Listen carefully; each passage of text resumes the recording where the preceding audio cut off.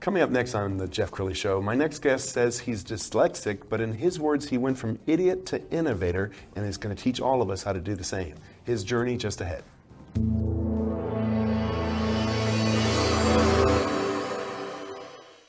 Many are predicting that the worst is yet to come, which is unfortunate, said one person here.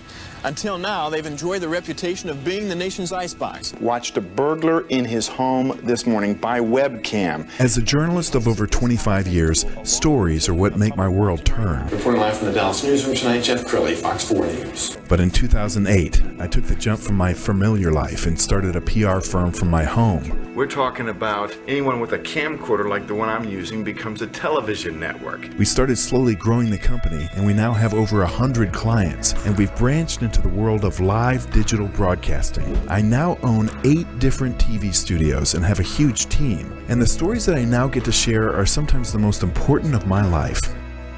Life has a funny way of coming around full circle. This is the Jeff Crilley Show.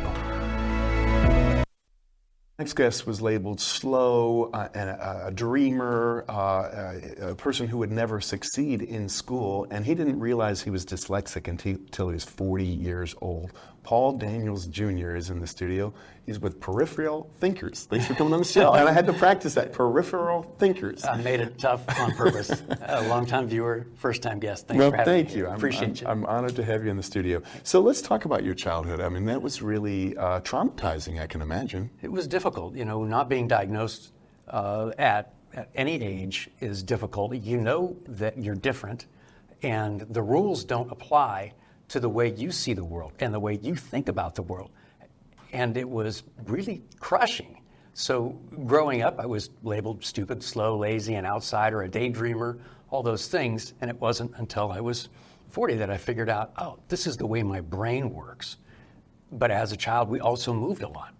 And because we moved a lot, I was always a new kid in school. So, combine all those things and then, heck, throw puberty in there, and I'm just a bundle of nerves, and I'm a mess. Okay, so when did the epiphany happen where you realized my brain works differently, but that's not a bad thing? It was when I was 40. Our daughter was diagnosed with dyslexia, and at that moment, they were describing some of the things that she's experiencing, and I went, oh, I get that. Oh, I get that too. And they said, well, would you like to be tested? Of course, I'm paying for it, why not? So they tested and came back and said, yep, I'm dyslexic. And it gave me a language. I thought, oh, so this is not just a disability, there's a thing to this. And then spent decades now studying and researching and following this information about it, and realized, wait a minute, these are some of the world's most inventive leaders. Some of the greatest leaders of all time have had dyslexia. And I can rattle off a list of folks if you're... Give us a few. Yeah, Henry Ford, Edison, Da Vinci, Agatha Christie, JFK, Richard Branson, Aaron Brockovich, Barbara Corcoran, Muhammad Ali, Kobe Bryant. The list goes on. Amazing. And all of them took their skills to whole new heights. In some cases, Henry Ford created new industries. What we found is that there's a set of skills that dyslexics, neurodiverse people are born with because the way their brain is wired. And when we figured that out,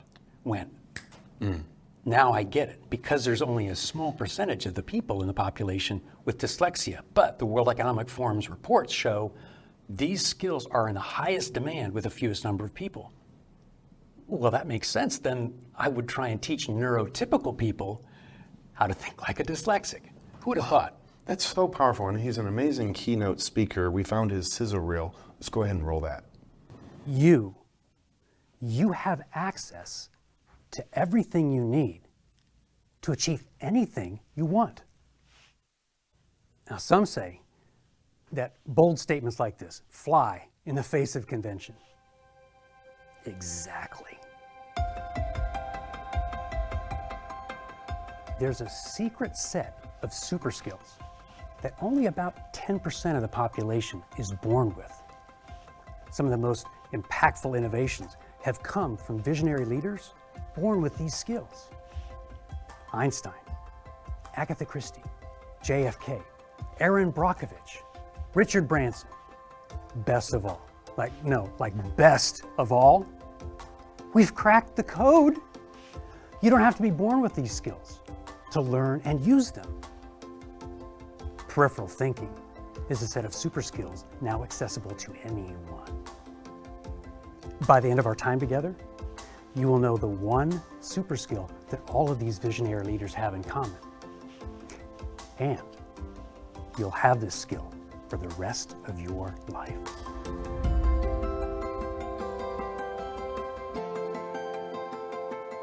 Some of the best ideas don't necessarily come by iterating on conventional wisdom or applying industry's best practices. Some of the best solutions are found in the periphery.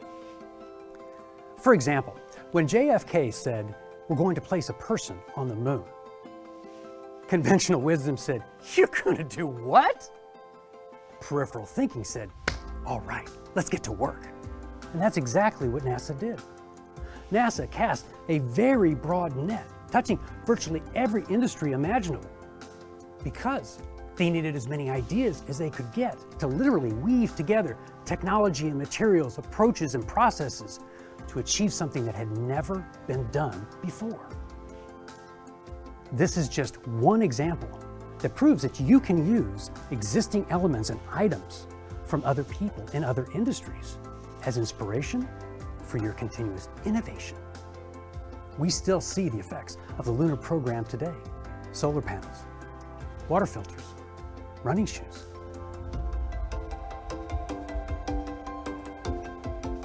As you consider all the advancements that we've achieved in the last 100 years, and then think about the future, rather than imagine what's coming, you peripheral thinkers, you get busy now creating the advancements that will define the next 100 years. I know you can, I know you will, because together we've confirmed that there are more answers than questions, more choices than challenges, more paths than problems, and more opportunities than obstacles. When you boldly explore the periphery and you interpret new ideas and then apply them in unique ways, anything is possible. You change, your business is stronger, your industry transforms, and your future seems limitless. Because now you know where and how to look. You see, you really do have access to everything you need to achieve anything you want. Until we meet again, I'll be looking for you in the periphery. Thank you.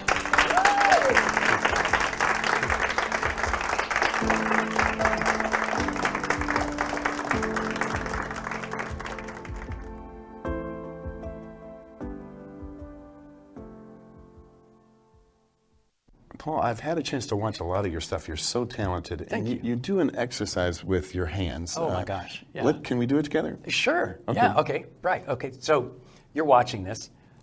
Wherever you are, what I'd like you to do is two rules. One, follow my lead. And two, we're going to go on a journey. And all you need to pack is your imagination. Okay? All right. So imagine that you're in a mountain field covered with wildflowers. Sun is warm on your face, air it's crisp and it's cool, and as you look out on that mountain field, bam, right in front of you is the biggest challenge that you've ever faced. And it's rising like a monolith out of the flowers. Okay, now take your hand and place it in front of your eyes. Don't cover your eyes completely, but just so you can't see directly in front of you. Okay, so this is where you follow my lead. Great, okay, you're doing it, good. So you can't see what's right in front of you, but what can you see?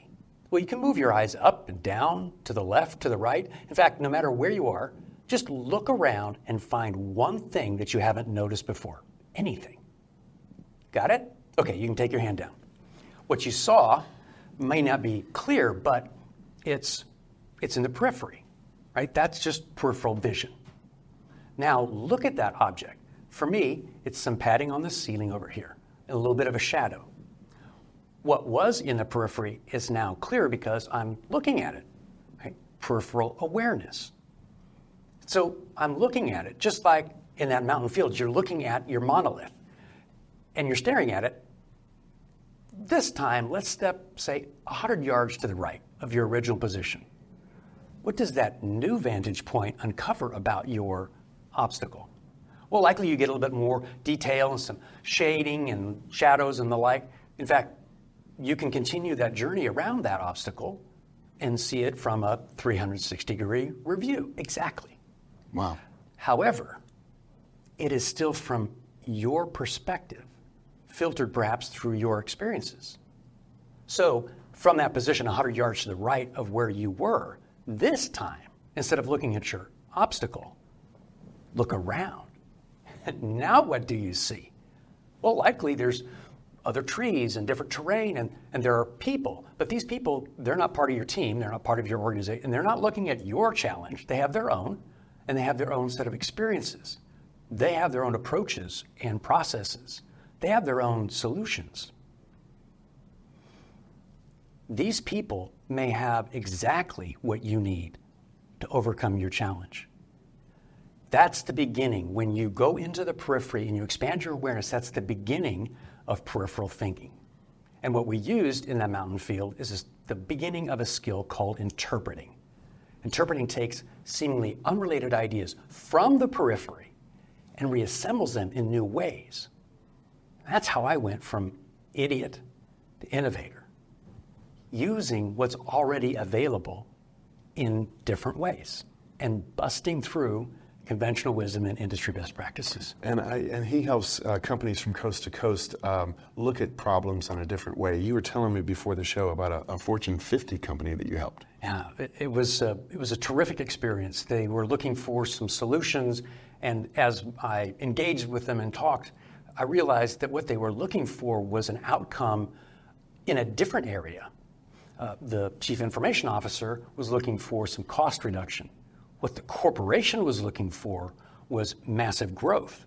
And they had an opportunity for that massive growth, but they needed a war chest to pursue this large piece of business. So instead of pursuing them in talking about these are the technology things they could choose, I said, what if you had X dollars? What would you be able to, as the CIO, to contribute to this pursuit? Light bulbs went on. In that first meeting, got a letter of intent and so on. 6 months later, we did sign some technology worth about $200 million, but they took the savings, applied it to their war chest, and they won a $1.2 billion annual contract. Wow. That was a 10-year contract. Their stock went through the roof, as you can imagine. Bonuses were everywhere, and it had nothing to do necessarily with the technology. That was good.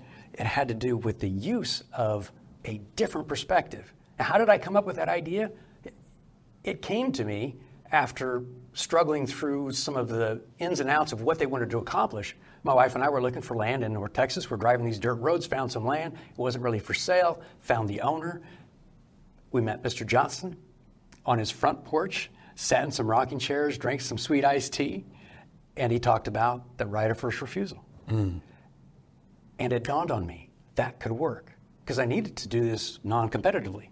So you can read about it, and I've got stories about how a rocking chair and some sweet iced tea turned $200 million into $1.2 billion times 10. I love it. You're a great storyteller. Thank you. We're going to pull up his website, and as we scroll down the website, it just occurred to me that we're very resourceful as a people when we have to be. Like the pandemic, suddenly, like you're a global speaker, you had to pivot. They canceled all the conferences. But many speakers actually prospered in the pandemic because suddenly their Zoom business went crazy. 100%, yeah. Spent some money on the studio in my office. Not really terrific, but it worked. And I didn't have to travel, so I was able to do more during that. You know, when the pandemic hit, I knew this wasn't going to be a 2-week thing. The peripheral thinker part of me said, this is going to be years. This might be a decade, and it's going to change everything. Yes. So what do I do now to prepare for that change? How can I pivot immediately and keep the value going for my clients? Yes. I want to pull up your book page off of your website because you were co-author with some other prominent people of Peak Performance. Tell us about that. Oh gosh, Eric Severson is just a terrific individual, and he has a way of finding, I don't know, people from all over the world. So 20 plus authors kind of contributed a chapter to this book, and working with some of those other authors allowed me to get even additional perspectives. So yeah, I'm a perspective junkie. I'm a collector of perspectives and a connector of people, and so this was a wonderful opportunity to just contribute my thoughts. And the proceeds from the book go to the charities and whatnot that Eric that he supports. Outstanding. So it was really fun. Paul is also a very popular guest on podcasts. We're going to pull up one of them, and as we're watching this, tell us more about you. Have the heart of a teacher, I can tell. You like to educate people. I do. Yeah.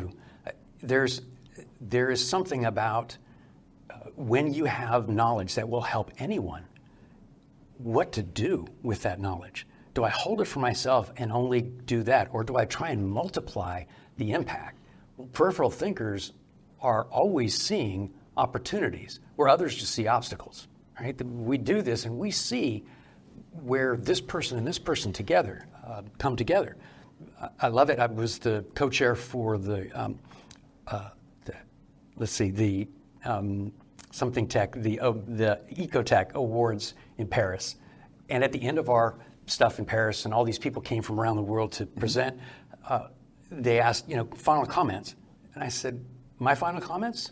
These two people, they need to get together right now. Wow. Because this person has a new carbon neutral steel, and this person is an urban planner. So you didn't know each other, and then cameras went off, and we got together and started putting their businesses together to multiply the effect. That's cool. You probably can't turn off this part of your brain. Are you always seeing connections? I am. Yeah. I really am. Yeah. And I like to say, if you could see the world the way I see it, you would know that right now, you can access everything you need to achieve anything that you can imagine. With the right brains and the right knowledge, we have right now everything we need to solve fill in the blank. World hunger? Yes. Global warming? Yes. Your company's growth? Absolutely. Problems with your kids? You bet. Whatever that is, the resources are there right now. Wow. And I can teach you how to do that, learning peripheral thinking.